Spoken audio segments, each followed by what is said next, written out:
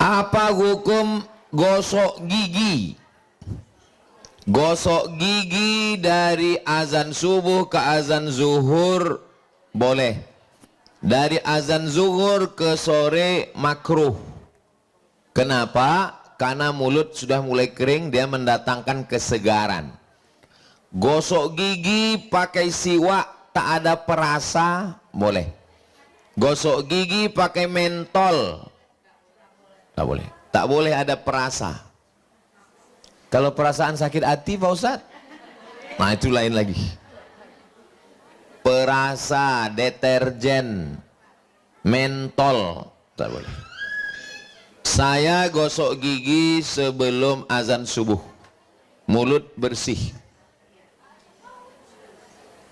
Oke, kita lanjutkan. Bagaimana ibu hamil dan menyusukan anak? Ibu hamil menyusukan anak kalau dia tak puasa karena dirinya, dia bayar qadha saja. Tapi kalau dia tak puasa karena anaknya, bayar qadha dan fidyah. Saya ulang sekali lagi.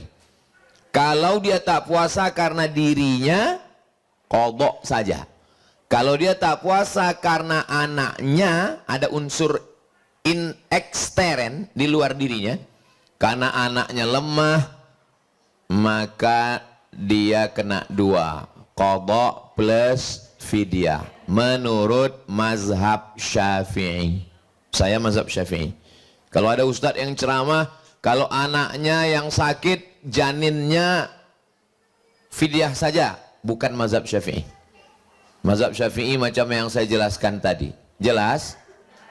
Yang tak jelas bisa ditonton ulang di channel Ustadz Abdul Somad Official. Subscribe, like, share, and comment. Berikutnya suntik dan obat tetes. Caki mato, tetes tidak batal.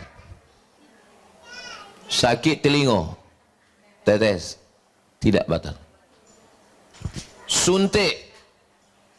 Suntik terbagi dua, suntik obat dan suntik vitamin. Kalau suntiknya suntik UV tidak batal, tapi kalau infus batal, karena infus menyegarkan, vitamin.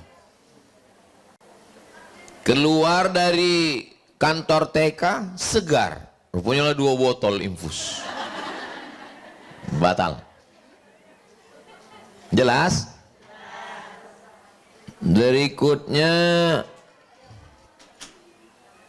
kumur-kumur hanya memasukkan air, tak apa-apa.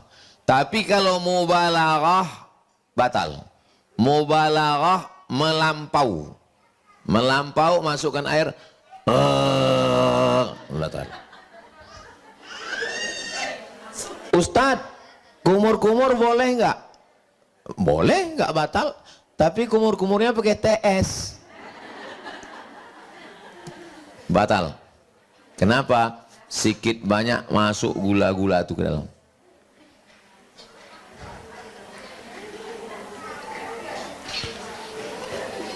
Istinsyak, memasukkan air ke hidung, batal.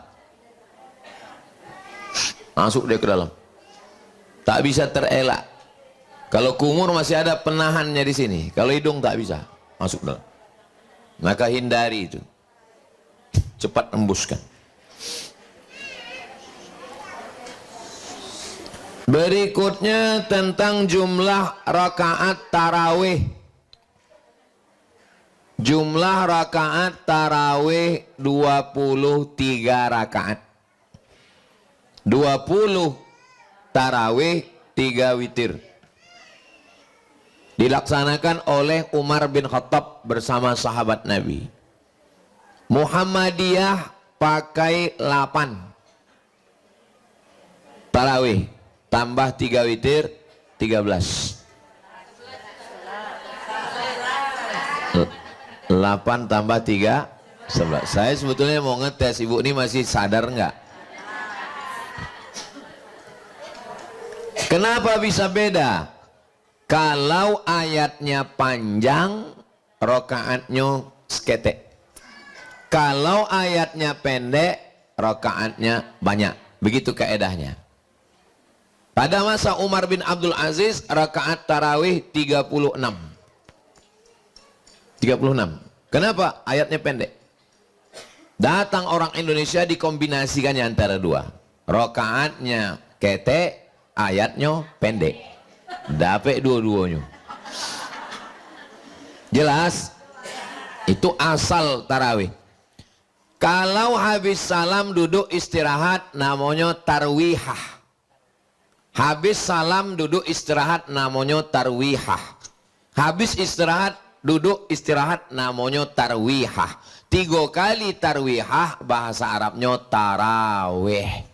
Tarawih artinya duduk istirahat. Kenapa duduk istirahat? Karena ayatnya panjang jadi duduk istirahat. Itu makna sholat tarawih.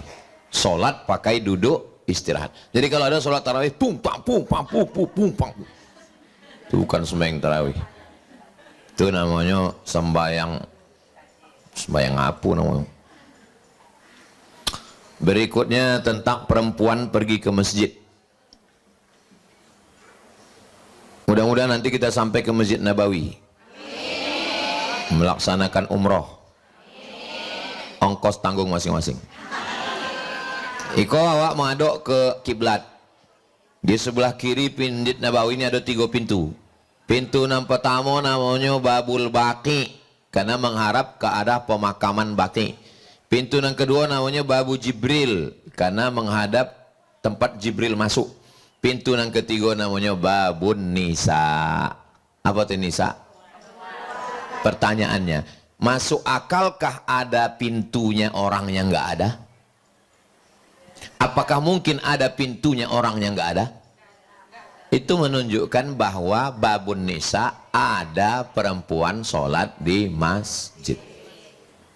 Ada perempuan sholat di masjid, tapi dengan syarat dan ketentuan berlaku.